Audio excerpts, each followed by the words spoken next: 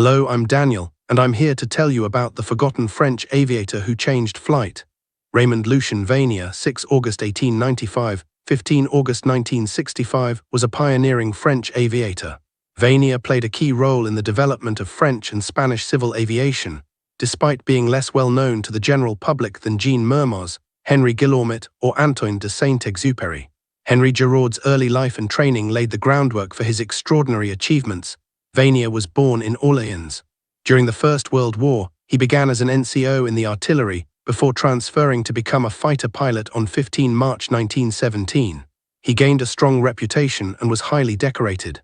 After the end of the war in 1919, Vanier was hired as a pilot for the newly developing airline of Pierre Georges Latécoa, Aéropostale, which was based in Toulouse. He became its station manager in Malaga and then in Barcelona. In the same year, he opened up Spanish routes and, beginning in 1927, set up connections to South America. On 30 August 1933, Air France was created when Aéropostale merged with Air Orient, Air Union, Compagnie Internationale de Navigation Aérienne (CIDNA), and Société Générale des Transports Aériens (SGTA). Vanier's first task for the new airline was to determine an appropriate location in Cape Verde for a new airfield, which would serve as an emergency landing location for the company's aircraft flying the Dakar natal route. In 1934, he determined that a plot of land in Praia, Santiago, would be most appropriate. The current international airport is only a few hundred meters away from the original site chosen by Vanier. In 1935, Vanier was appointed the chief pilot of Air Bleu. In 1939, he piloted the first nighttime postal flights for the airline until they were shut down by World War II. In 1945, he was integral to restarting these flights, this time for Air France. In 1948, Vanier was appointed head of the Postal Department of Air France. He worked there until his retirement in February 1959. Vanier broke the record for emergency landings, saving a number of his comrades. He is mentioned with humor in a biography of Saint-Exupéry, arriving at the scene of one of the latter's many crashes. Routes he instigated have continued to operate in Spain, Morocco, the Sahara, and throughout South America. Vanier was named a Knight of the French Legion of Honor in September 1923, an officer in March 1935, and a commander in July 1952. He is buried in Division 3 of the Père-Lachaise Cemetery in Paris. Henri Guillaumet's early life and groundbreaking work in aviation laid the foundation for a remarkable legacy. On 25 December 1918, Latécoa took off from Toulouse-Montaudran and arrived after a 2 hours 20-minute flight in Barcelona, landing on the Can-Tunis racetrack, used since 1910 for air shows. After this flight, Latécoa outlined the need for Barcelona to have adequate facilities to receive and refuel Aéropostale aircraft. The Volateria airfield, located in the town of El Prat de Llobregat, was initially chosen. It had been used since 1916 by the Pujol Come Bella Herita School of Aviation and included the school's workshops.